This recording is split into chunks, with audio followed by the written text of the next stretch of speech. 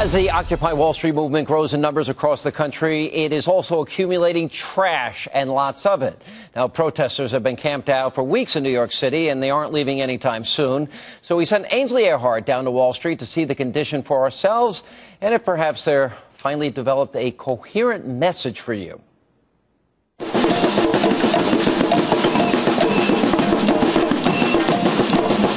What do you want to see change in our country? I want to see an attitude of community awareness. America is too big to fail. I'm done. Thank you very much. It's long overdue, and it was only a matter of time. How do you feel when you come into this park and you see so many people united? It's just great, but are they really united? Basically, the message is real change, not the change that was branded and sold. Smack that camera out of your face. Get the out of here. We are saying is give peace a chance. What's your message? Just please be more responsible, you know. You know what I mean? They're stressed out. They're in a box.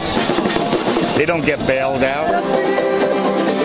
Congress right now is in the hands of corporate America. A lot of people are hurting, and they're finally feeling the effects of it, and they're joining in. Looks like Woodstock. My next guests have been covering the protest in both D.C. and New York. From the Daily Caller, Jamie Weinstein, and from the Washington Times, editorial page online, Kerry Pickett. All right, Kerry, I've talked to Ainsley. I talked to our producers who have been down there. Garbage is everywhere.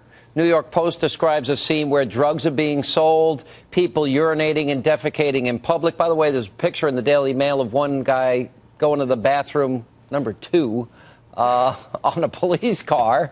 You can't make this stuff up. They're passing out free condoms.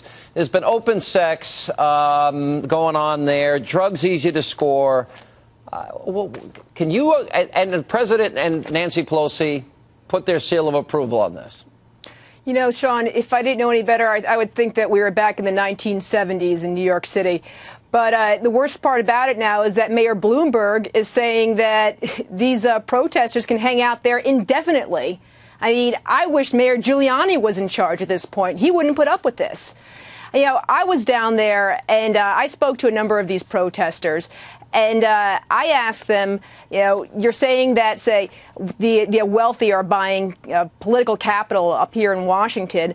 And what about the labor unions? And they start going, well, gee, the labor unions, they're out there protecting the workers, and they get all twisted in their words.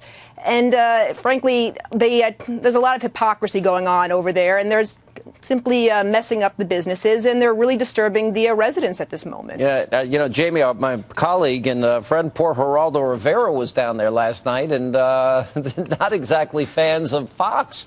They don't like corporate America. Look, the one message that I would agree with them on, I don't want taxpayer dollars bailing out banks and financial institutions. But you know, I'm listening and I'm writing down the notes here. I want more community awareness. Well, what does that mean? Some people are there because they're against global warming. Other people against corporate profits and greed. Well, corporations don't make money if people don't buy their goods and services. It's a pretty simple formula. This is exactly, Sean, why they're going to be a completely ineffective force. The Tea Party, which was, tremendously effective, was focused on budget issues. They were centered on budget issues, had a laser focus on that. Had they brought in, things like foreign policy, they likely would have ruptured their coalition and not been nearly as successful.